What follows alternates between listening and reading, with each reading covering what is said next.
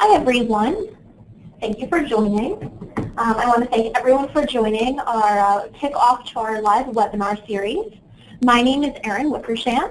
I'm a registered dietitian and I'm a health coach.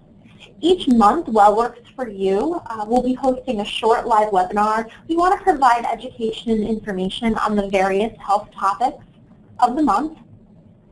We're starting with March, and each year in March, there's a National Nutrition Month. The Academy of Nutrition and Dietetics, what they do is they choose a theme, they put together materials and education pieces for organizations and nutrition professionals to use. And this year their theme is Put Your Best Fork Forward. The reminder is that everything that we truly eat, or everything that we eat truly matters. So this is what we're starting our live webinar series with. I wanted to dive into some nutrition topics and hope that you walk away with some tips and strategies when it comes to good nutrition. Feel free to use the question pane if you have any questions along the way, and at the end I'll do my best to read and address some of the questions. So let's go ahead and get started.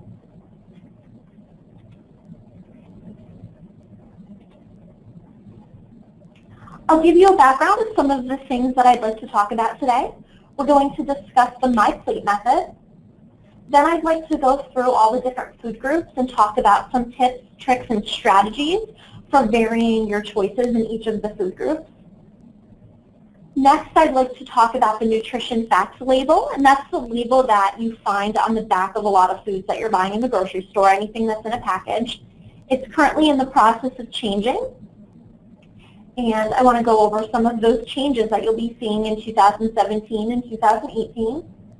And lastly, I'd like to wrap up with some ways to limit sugar, salt, and saturated fat. Most of us eat what we call a standard American diet, and it includes far too much of those three things. So really any steps that we can take to start to limit or reduce those items in our diet is really a positive step in our health. So let's get started with the My Plate method. There's a lot of people on this call, and really, depending on your age, you may remember the basic 4 food groups. So the USDA used this model from 1956 all the way to 1952. Then in 1992, the original food guide pyramid came out. That's the pyramid you probably remember with the grains on the bottom and fats, oils, and sweets at the tippy top. And then there was an update to that pyramid in 2005. So now if we fast forward to 2011, the food guide pyramid was completely scrapped and it was replaced with My Plate. My Plate was designed because it's meant to be an awesome visual for the average American. It's really easy to read, and it really visually depicts that half of your plate really should consist of fruits and vegetables. It's really something the average American can look at and they can determine how they want to set up their own plate.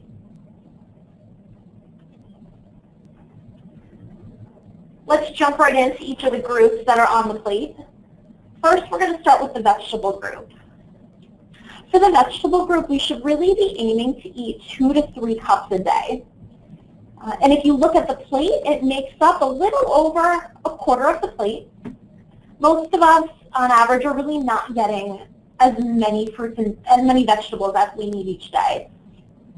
So if you do fall into that category, looking at this slide, just kind of think while I'm talking, maybe 1 or 2 small things you might be able to do to increase your vegetable consumption.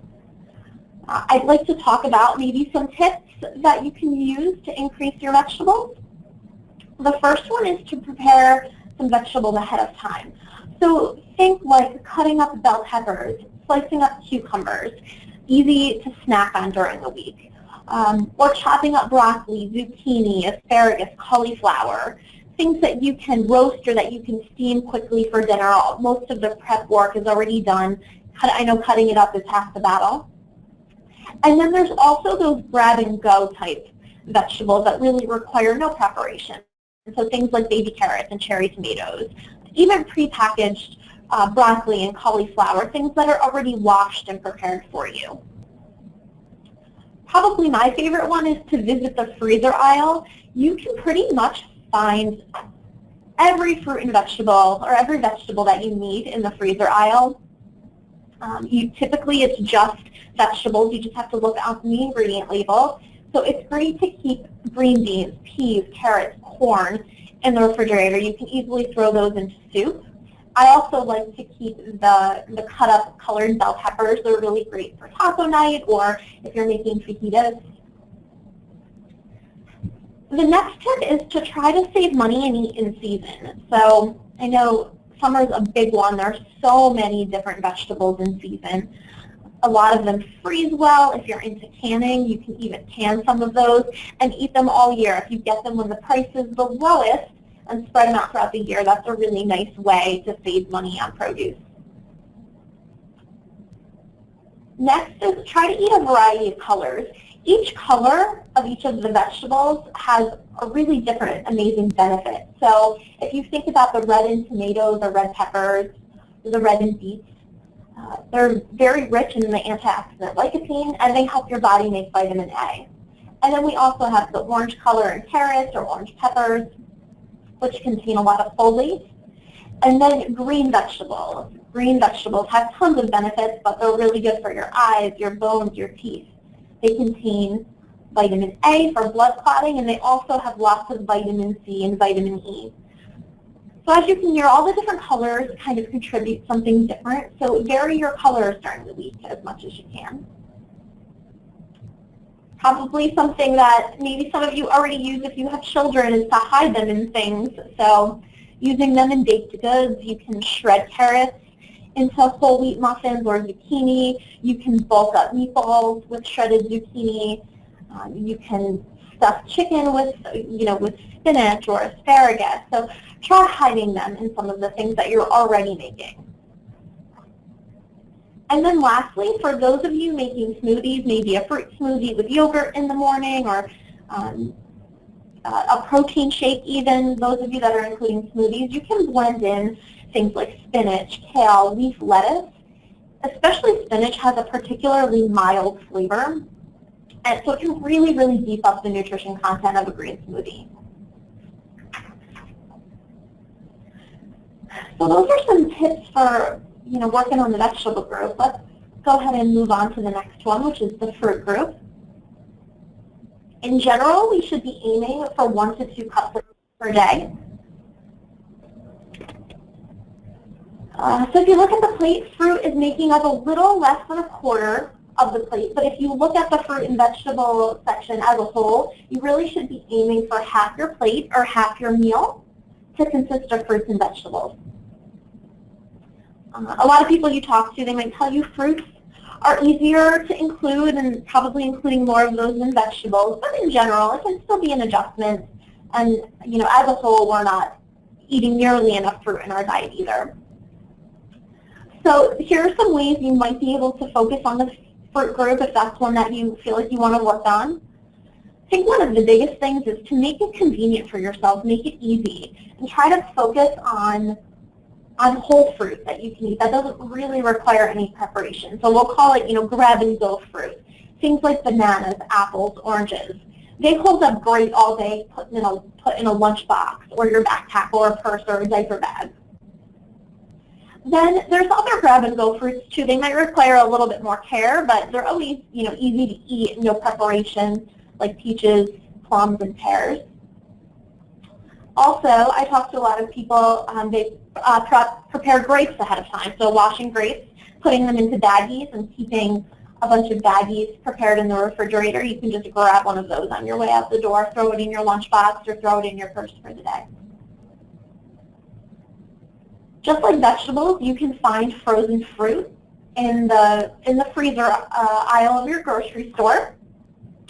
A lot of it is just frozen strawberries, frozen blueberries. There's nothing really added to it. If you're buying the smoothie packs or buying something besides just that frozen fruit, then you'll definitely want to look at the ingredient label to make sure, see what else is added to it. But in general, if you're just buying plain frozen fruit, that's really what you're getting.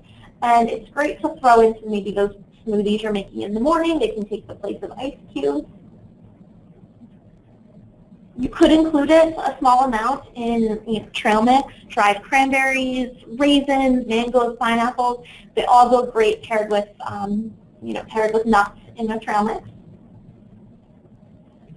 Sometimes canned fruit and vegetables, they get a bad name. They're not terrible though. If that's the option you want to go for, if you find that convenient and that's how you want to get some fruit in, just look for it. Make sure it's packed in its own juice, and you can even take an extra step and rinse the juice off of the item, and it cuts down on any additives that might be in that canned fruit. Next, make sure you're keeping it visible. If it's easy to see, it's convenient to eat, it's way easier to grab. So keeping apples, oranges, bananas on your counter or on your kitchen table, on your desk at work, maybe even in the kitchen at work, just something and somewhere you can grab easily and include it with really not a whole lot of effort. Lastly is try to get a serving of fruit in at breakfast. There's no science behind this or anything, it's just a suggestion because a lot of breakfast items pair really well with fruit. So maybe you're having yogurt in the morning, you can slice some berries in there. Bananas go great in oatmeal or smoothies, or you can slice them onto whole wheat toast. Or you can just have it as a side as part of your main breakfast. So it's a good place to add in an additional serving for a lot of people without a whole lot of extra, work on their part trying to figure out where they're going to fit it in. So that's the fruit group. Now we can move on to the grain group. So let's go ahead and talk about the grain group. You're probably thinking carbs. This is carbohydrates. They're the best friends of the standard American diet, and we do need carbohydrates as part of a balanced diet. The key is to making sure that we're making half of our grains whole grains. It can be tricky sometimes. The easy part is when you're getting grains that aren't really processed or they're very minimally processed. So grains like whole or rolled oats, whole wheat flour, brown rice, barley, farro, things that are just not really processed, they're in their whole form. It gets tricky when you're looking for maybe bread or pasta for your family. You really want to look at the ingredient label, and you want to make sure that the word whole lists on the ingredient list. So whole oats, whole wheat flour, whole rye. That indicates that it is a whole grain. You really want to stay away from those tag words or those catchphrases that especially sandwich bread tries to get you in with. So multigrain or 100% wheat or high fiber. Those don't necessarily mean that it's a whole grain. So in general, make sure the word whole is on your ingredient label, and that should really dictate the choice of sandwich bread you're buying and pasta that you're buying, or any of those processed grains that you'll be purchasing. And then just for a second, if we look back at the plate, so grains are making up about a quarter of your plate or a quarter of your meal. So they should be, part of a meal, and they should make up about this portion. Let's talk about protein next. Typically, most of us don't have a problem getting in the amount of protein we need in a day, and many of us get far more than we actually need for our body to function properly. So when it comes to protein, one of the best strategies that you can use is to try to vary your protein and the type of protein that you're eating. I know when I say protein and you're thinking protein, everyone is thinking chicken, pork chops, hamburger, roasts, roasted turkey, turkey burgers, meatballs. I mean, I could really go on and on with all of the meat sources in the protein group.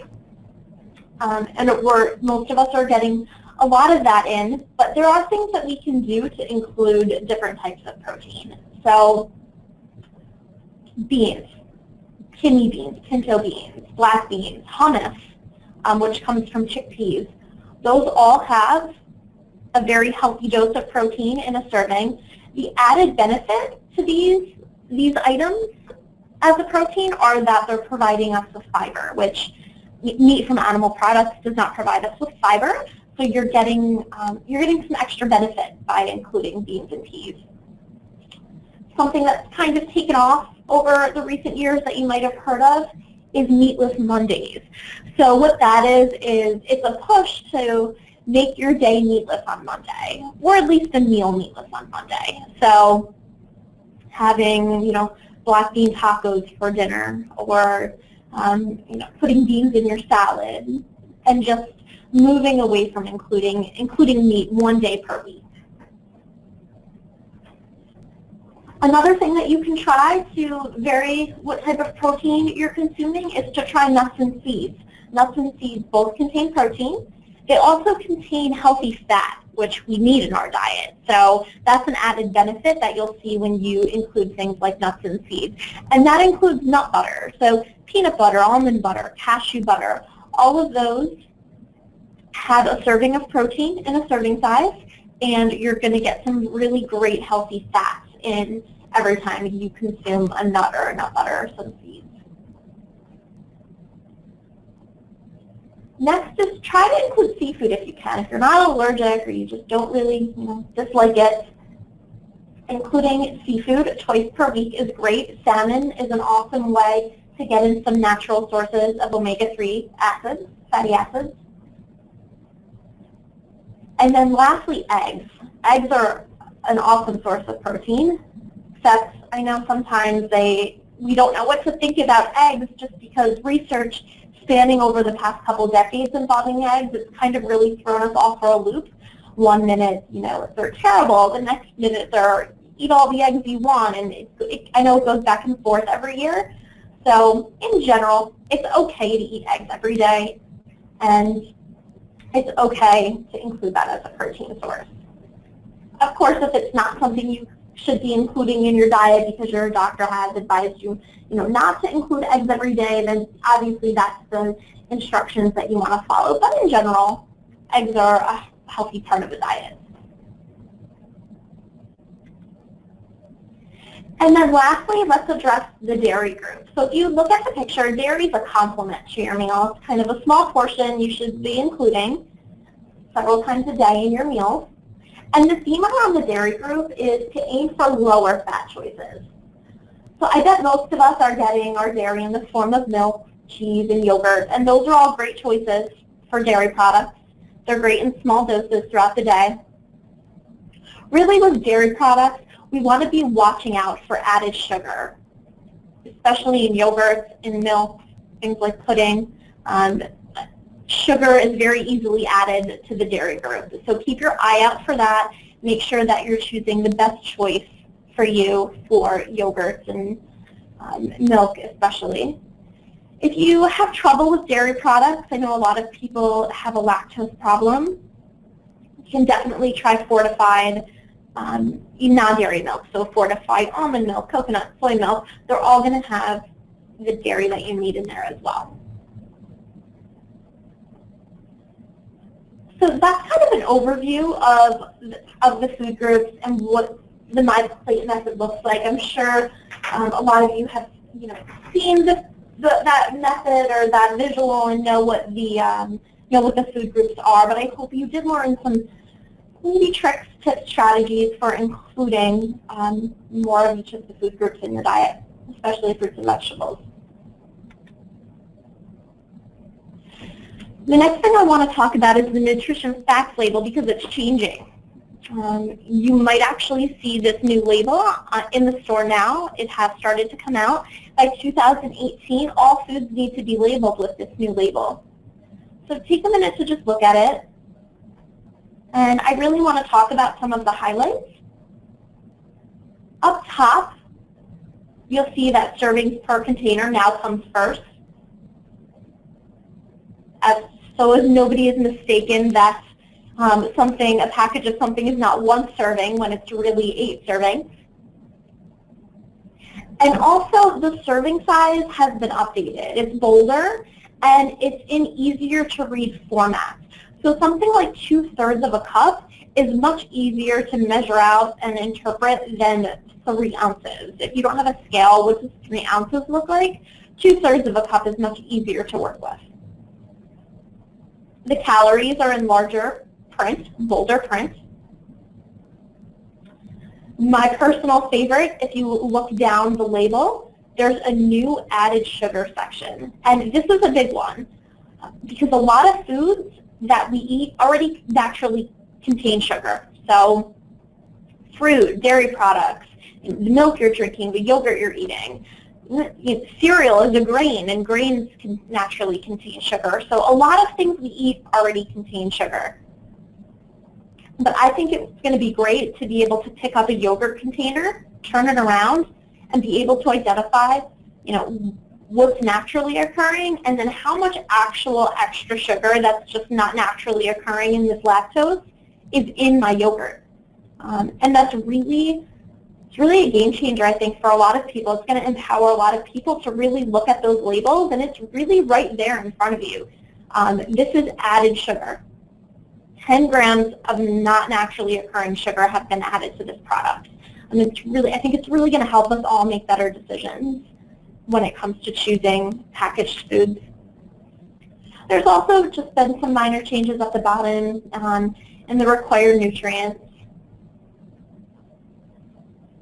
But I think the ones that I went over, they're really, really the big ones that I think are most useful for the general population. So really keep your eye out for that new added sugar feature and start using that when you see it. I mentioned we are going to talk about some ways to limit sugar, salt, saturated fat.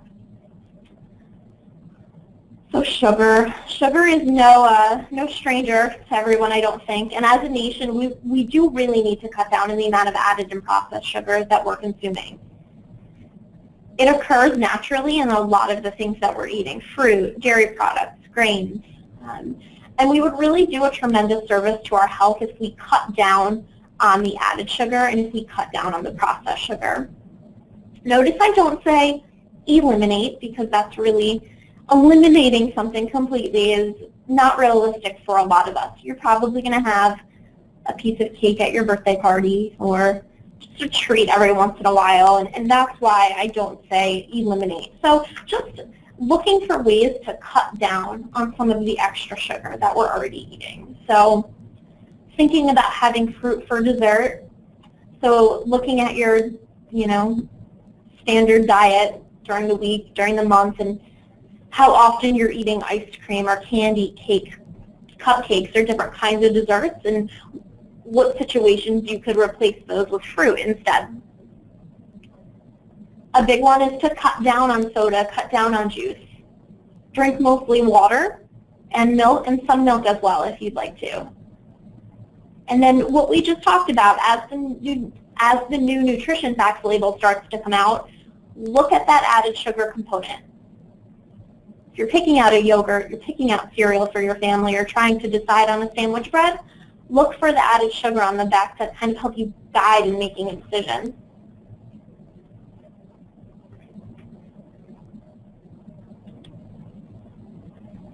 Next is sodium. Sodium is a necessary mineral in our body, but too much of it is not good. So if you're buying items like broth, canned soup, canned vegetables, chips, pretzels, packaged things, look for lower sodium varieties if you can. A good trick I like to share is if you're buying canned vegetables or you're buying canned beans, dump them off in a colander, drain the liquid out, and then rinse them off. You're going to rinse away a lot of that solution, which contains a lot of sodium, similar to the fruit trick I gave if you're eating canned fruit. Try to use less salt when you're cooking, so you can use fresh or dried herbs, peppers, or seasonings such as the Mrs. Dash line that don't contain any sodium. And then ultimately, try to cook more food at home. Eating out at restaurants is really the ultimate sodium bomb. I don't know, my favorite thing is when I watch the Food Network, they always talk about season at every step, and you just see them throwing salt in every time they throw something into a pan, and that really, really results in very salty food. And that's how I know a lot of restaurants cook their food like that. They use a lot of processed foods, which are high in sodium. So really challenge yourself to cook at home more so you know what's going into your food. And then again, use the nutrition facts label. Sodium is already there. You can see how many milligrams of sodium are in something that you're going to purchase at the store. So really use that label already.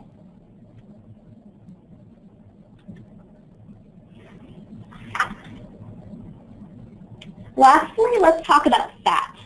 So fat is good, and we need dietary fat. It helps our body synthesize all kinds of essential vitamins, and it really has multiple functions in our body. But we do need to be mindful of what type of fat we're consuming. So as a rule of thumb, we should really try to limit saturated and trans fats.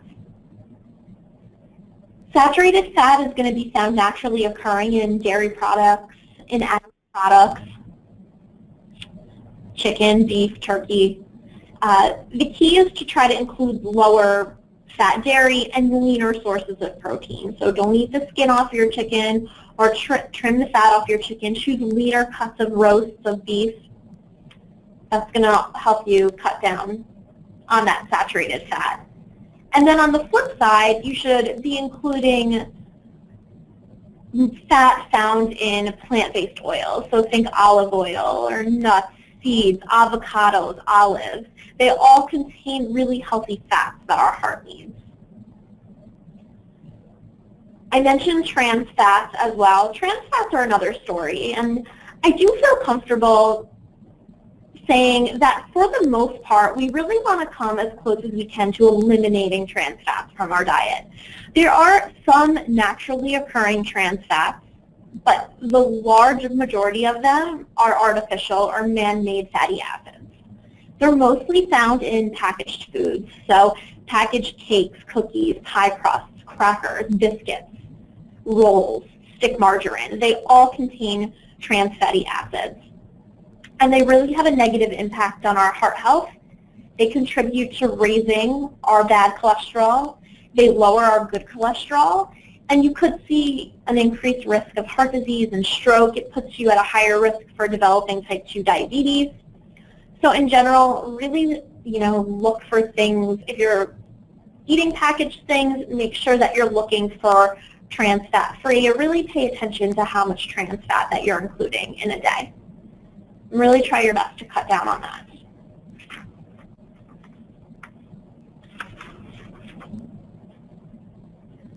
I want to take a minute to recap, kind of put everything together that we talked about. So first is use the My Plate method as a visual. Use it to plan your meals. Use it to make half of your meals fruits and vegetables. Use it as a plan to include all 5 food groups. Setting your plate up like that is the ultimate step in the right direction if you're looking to improve on your nutrition, because you're automatically making half of that meal you're eating fruits and vegetables. I hope that you heard some tips or tricks or strategies that might work for you. So maybe use some of the things we discussed. Keep things interesting. Keep things convenient. Find simple, easy ways to try to include all the food groups, to try to include more fruits and vegetables, or to vary the foods that you're eating within each of the food groups. And lastly, use the nutrition facts label. So look at the label to identify whole grains. Remember, make sure that you're staying away from some of those trigger words, multigrain, high fiber. They don't necessarily mean whole grains. And then also use the label to limit your sugar, sodium, and fat.